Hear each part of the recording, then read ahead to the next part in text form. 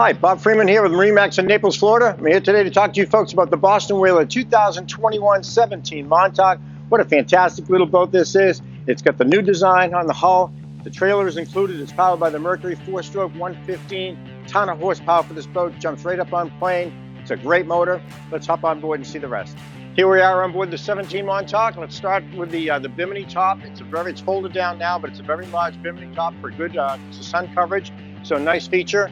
Couple of seats in the back, 4 rod holders in the back of the boat.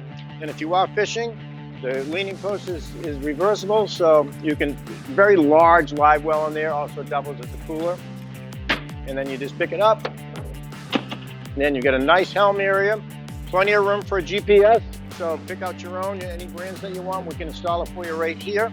And then it's got a very large sun pad on the front, so it covers the whole front. You can put up 4 or 5 people very, very comfortably. It's got a place for a trolling motor attachment with the low profile rails. It's a great little boat. If you have any questions on it, would like to come see it, please give me a call. My name is Bob Freeman at 603-213-1194.